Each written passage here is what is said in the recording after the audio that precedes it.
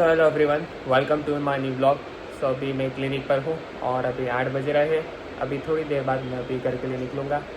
और आज एक न्यूज़ आई है नीट यूजी पेपर को लेके कि नीट यूजी का जो गैस पेपर लीक हुआ था, मतलब गैस पेपर मतलब सारे क्वेश्चन नहीं लेकिन बहुत ज़्यादा क्वेश्चन, एटलीस्ट 80% अराउंड क्वेश्चंस थे वो सेम टू सेम थे जो गैस पेपर में थे।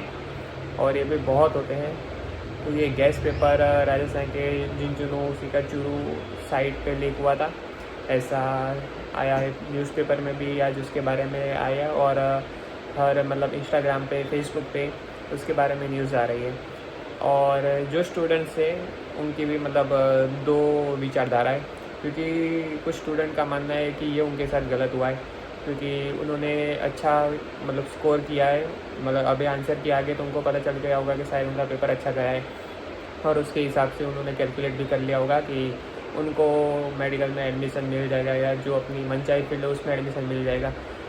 लेकिन कुछ लोगों का मानना है कि नहीं, अच्छा हुआ कि एग्ज़ाम कैंसिल हुई, क्योंकि पेपर लीक की वजह से जो स्टूडेंट डिज़र्व नहीं थे उन लोगों ने भी उस पेपर की तैयारी के उस बेस पे एग्ज़ाम दिया होगा और उनके भी अच्छे मार्क्स आ गए होंगे, जिनके मतलब मेहनत करके नहीं चीटिंग करके मार्क्स आए हैं।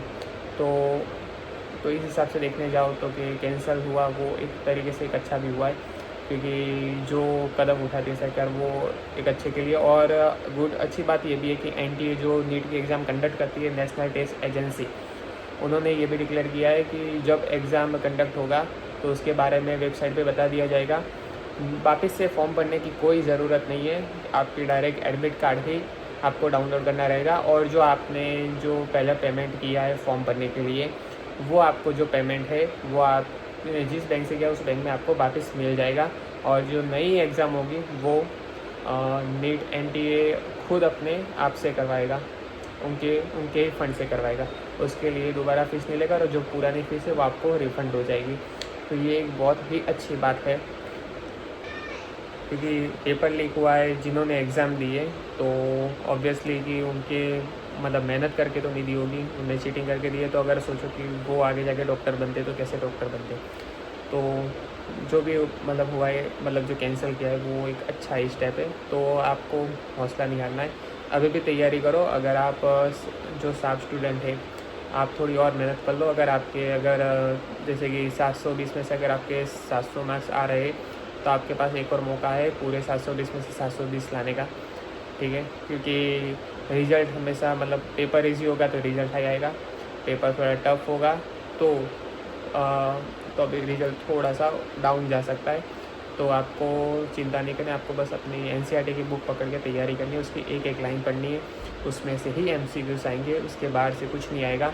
कुछ एमसीक्यू हो सकते थोड़ा ट्विस्टेड करके पूछ सके, वो आपका एक बेसिक आईक्यू टेस्ट करने के लिए पूछते होते।